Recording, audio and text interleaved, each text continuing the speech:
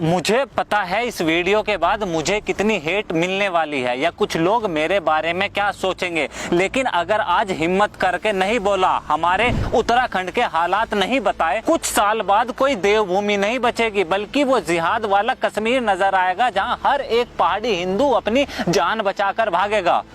मेरा नाम है और ये कोई कहानी मात्र नहीं है बल्कि हर पहाड़ी का दर्द, गुस्सा, उसकी जमीन और जमीन की दिव्यता को बचाने की एक लड़ाई है।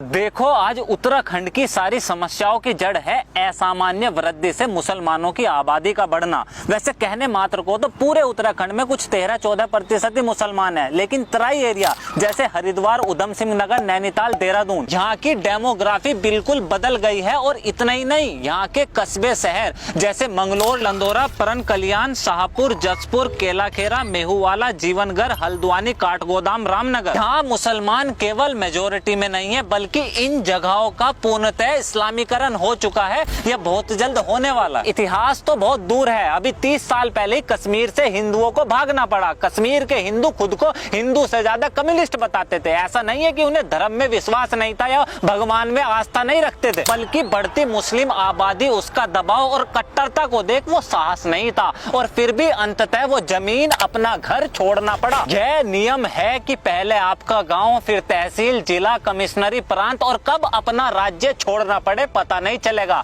ऐसा कराची में हुआ, लाहौर में हुआ, ढाका, बंगाल, कश्मीर में हुआ और यही हालात रहे तो कल संभवतः उत्तराखंड में भी होगा। ये सारी व्यवस्था जो आज है वो तब भी मौजूद थी। सेना, पुलिस प्रशासन, बीएसएफ, आईटीबीपी, सीआरपीएफ, इन सब के होते हुए हिंदू कश्मीर से भागा और आपको लगता है ये उत्तराखंड को बचा लेंगे? अब यह सवाल होगा और कुछ हिंदू खुद ही बोलेंगे कि अगर जनसंख्या बढ़ भी रही है तो क्या दिक्कत है?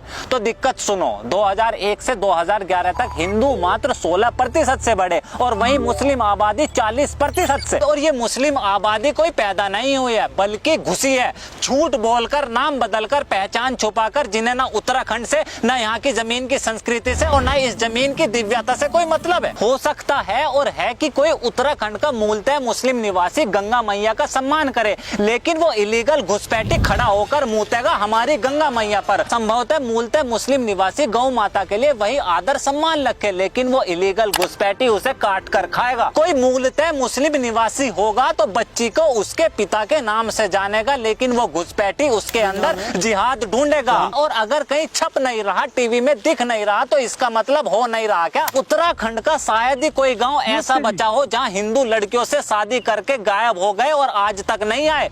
हम साधारण है, गरीब है, बस अच्छा इंसान और दहेज ना मांगे और हमें बदले में क्या मिला? लड़कियां जिहाद का शिकार हो गई, दुकानें वो कब्जा ली, घर वो कब्जा लिए, जमीनें वो खरीद ली, अपराध वो बढ़ गया और यहाँ तक कि हम अपना गांव छोड़ने पर ही मजबूर हो गए। सवाल होगा और होना चाहिए कि ये घुसपैठी हमारे बाजार, हमारी दुकान, हमारे घर, जमीन और गाँव में कैसे घुसे? ये झूठ होगा अगर मैंने नहीं बोला कि खुद हिंदुओं ने 2 पैसों के लालच में अपनी जमीनें इन्हें किराए पर दी। ये राजनीतिक पार्टियों ने वोट बैंक के लालच में पहले इन घुसपैठियों को बसाया, फिर उनके आधार और वोट बनवाई, भू कानूनों को अपनी सुविधा अनुसार बदला, जमीनें खरीदी और जिसे चाहा उसे बेच दी। ये देवभूमि उत्तराखंड हमें किसी ने खैरात में नहीं दी है, हमारे इष्ट देवी देवताओं ने बचा कर रखी है, हमारे लोगों ने अपनी जानें दी है। सरकारों ने खुली गोलियां चलवाई, लाशों के हाथ तक नहीं लगाने दिए, महिलाओं के साथ रेप हुए और हम फिर भी लड़ते रहे, तब जाकर हम हिंदुओं को उनकी देवभूमि, उनका उत्तराखंड मिला है। ये इतना संघर्ष, ये खून इसलिए नहीं बहाया कि मात्र 20 साल बाद हमें चारों तरफ ये अवैध मजारे और मस्जिदें दिखाई दे,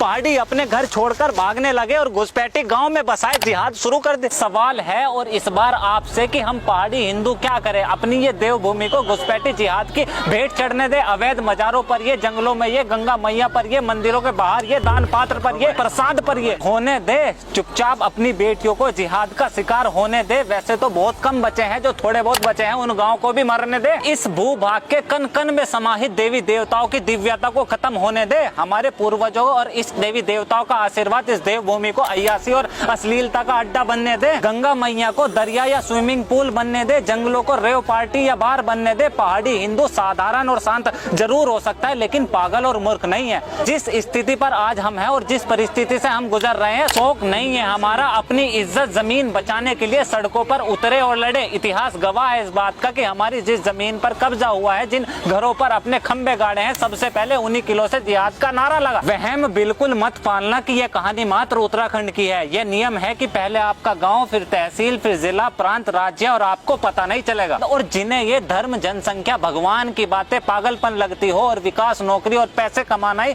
सब कुछ मानते हो, तो इस देश को कभी सोने की चिड़िया कहते थे। दुनिया की सर्वोच्च शिक्षा व्यवस्था और सर्वोत्तम प्रशासनिक प्रणाली और अद्भुत सभ्यता सब दरी की दरी रह गई। ये अपनी जड़ों को छोड़ छोड़ शहरों में बस जाना और चंद पैसे कमाना जीवन या सफलता नहीं है, बल्कि जो तपस्या प्रभु राम ने करी, जो बलिदान हमारे पूर्वजों ने दिए और जिस राष्ट्र के लिए हमारे बड़ों ने अपना खून बहाया, उस राष्ट्र को सहस्वरूप नहीं तो उससे बेहतर बनाकर राम का नाम ले, वही जीवन है और वही असली सफलता। जिंदा रहना, जागना और जागृति पैदा करना सरकार या किसी विशेष व्यक्ति की जिम्मेवारी नहीं है। जिससे जो हो सके, जिस रूप में हो सके, ये हर एक सनातनी हिंदुत्व का दायित्व है और आज उत्तराखंड हर सनातनी का साथ चाहता है। आपका सपोर्ट, आपका साथ, इससे ज्यादा कुछ नहीं चाहिए। फिर भी हिंदू जागृति की इस प्रतिज्ञा को, इन वीडियोस को ऐसे ही जारी रख सकूं तो प्लीज द टॉक शो को फाइनेंशियल सपोर्ट करें, और अगर आर्थिक मदद नहीं कर सकते तो इस वीडियो को ज्यादा से ज्यादा सनातनियों तक पहुंचाने में सहयोग करें। और मेरा यह काम जरा भी पसंद आए तो द टॉक शो को प्लीज सब्सक्राइब करें। This is Alok Kumar from talk. See you next video. जय हिंद।